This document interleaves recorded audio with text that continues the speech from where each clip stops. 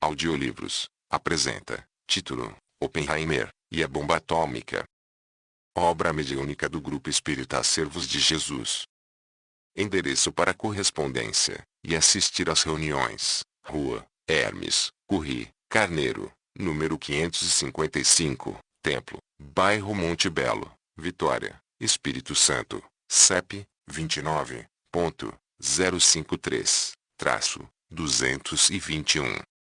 Dias e horários: às terças-feiras, das 14 horas às 15 horas, e às quintas-feiras, das 19h30 às 21h. Contate-nos também por e-mail através do site www.extras-e-intras.com.br.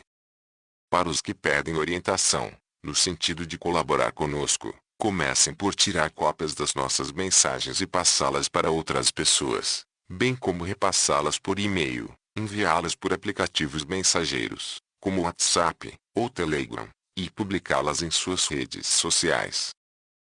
Mentor do Grupo Espírita Servos de Jesus, Mestre Ramatiz, o mesmo Mestre Kutumi da Grande Fraternidade Branca Universal.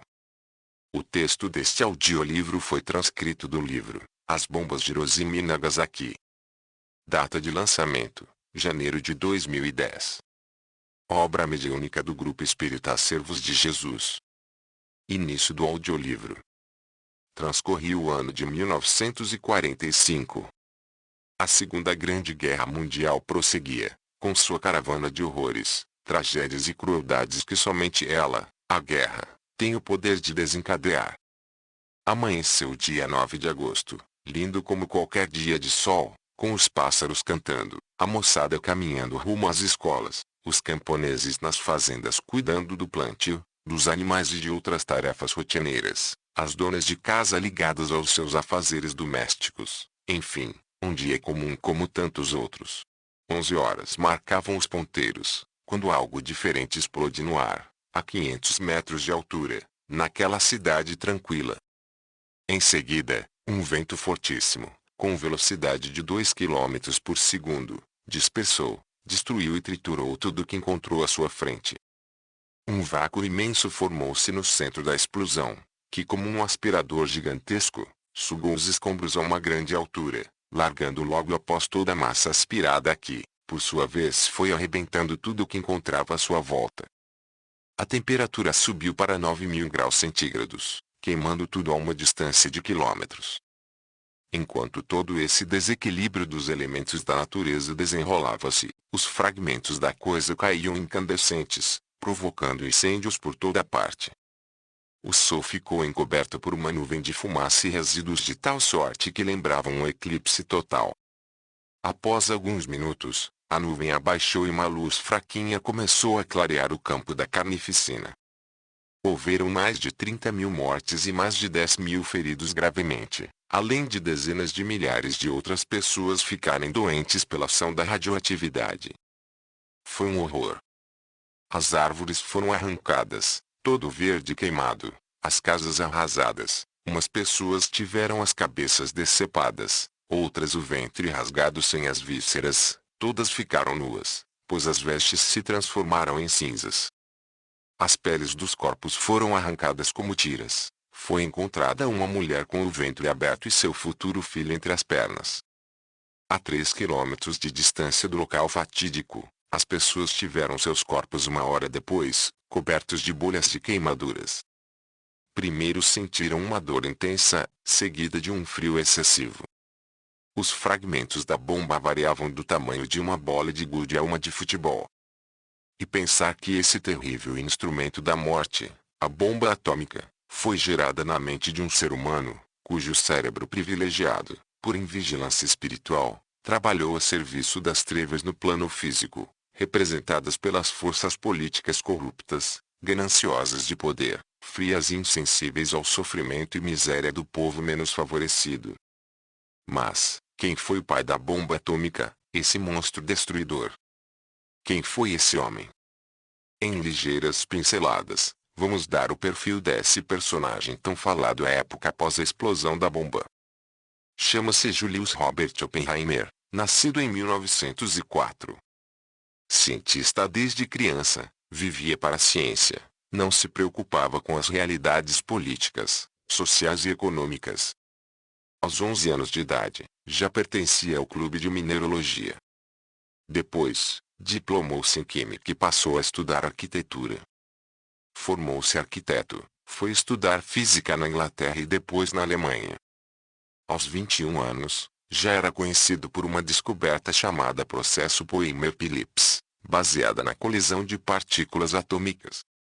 Estudava astronomia, concentrando-se sobre os quasares, as pequenas porções cósmicas que emitem luz e ondas radiativas de grande intensidade. Aos 25 anos já lecionava no Instituto de Tecnologia da Califórnia, e na Universidade de Berkeley. Falava 8 idiomas e dominou o holandês em 6 semanas, só para fazer uma conferência em Amsterdã. Aprendeu o sânscrito só para se comunicar por cartas com pessoas que conheciam esta língua. Como o homem era muito só, arredio, ingênuo, emotivo e fácil de se apaixonar. Não era dado a ler jornais e revistas, não tinha rádio e nem telefone, suas amizades eram pessoas da universidade. Foi duramente injustiçado quando o governo americano o rotulou de comunista, destituindo alguns direitos e mantendo-o debaixo de vigilância ostensiva de policiais. Todavia, sua tragédia íntima não resultou dessa perseguição política e sim do despertar de sua consciência. Consciência esta que explodiu no momento exato em que o terrível fogo, em forma de cogumelo, subiu ao céu na primeira experiência atômica, e ele se deu conta de ter inventado o mortífero instrumento. Repetiu então a frase de Bhagavad Gita, livro sagrado dos hindus: tornei-me a morte, o destruidor dos mundos. Os colegas, insensíveis, comemoraram eufóricos o invento com uma taça de vinho. Ele não comemorou. Oppenheimer, a partir daquele instante, tomava conhecimento do problema mais grave que têm os homens hoje. É lícito levar até o fim o saber, se com este se liquidam milhões de criaturas de uma só vez? Os americanos, a essa altura, começaram a pensar na fabricação de uma superbomba e Oppenheimer começou a defender a divisão dos segredos atômicos com outras nações, a pedir a intervenção da ONU e a desencorajar os colegas, para não trabalharem na fabricação da bomba de hidrogênio. Ele foi o homem que mais protestou em 1950, quando Truman, presidente dos Estados Unidos, passou por cima do Comitê de Energia Nuclear e ordenou a fabricação da superbomba. A bomba de hidrogênio foi construída pelo cientista Edward Teller, e em poucos meses ficou pronta e foi detonada. No entanto, logo em seguida os russos detonaram a sua. Foi durante os anos de sofrimento físico, pois ele veio a falecer de câncer na garganta em 18 de fevereiro de 1967, que Oppenheimer dedicou-se aos estudos mais profundos, fez as mais lindas conferências, escreveu as coisas mais nobres e foi mestre de ideais claros e elevados.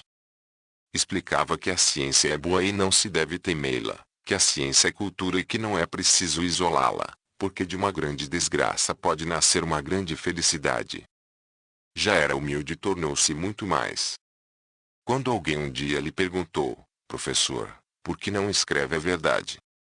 Referia-se alguém às injustiças sofridas por Oppenheimer. Ele respondeu, não o farei nunca. A verdade está dentro de nós, não é necessário prestar conta dela aos outros. Para encerrar esse pequenino resumo, acrescentaremos que Oppenheimer recitava Dante Alighieri, autor da Divina Comédia, em italiano, lia Homero em grego, conhecia de cor peças de Bach, e outros gênios, discutia pintura e como crítico de arte, era apaixonado pela poesia medieval francesa e pela filosofia hindu. Este era o homem definido como gênio, amado por uns, odiado por outros e incompreendido por tantos outros.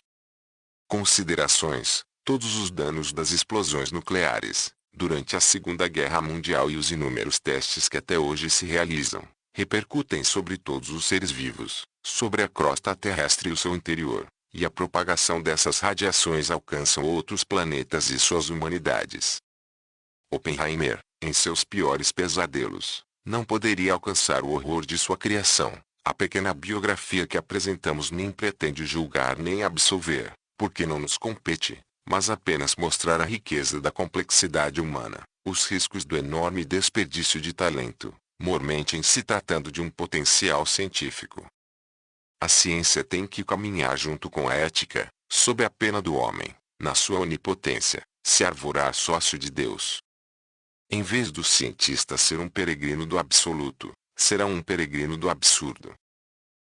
Final deste audiolivro.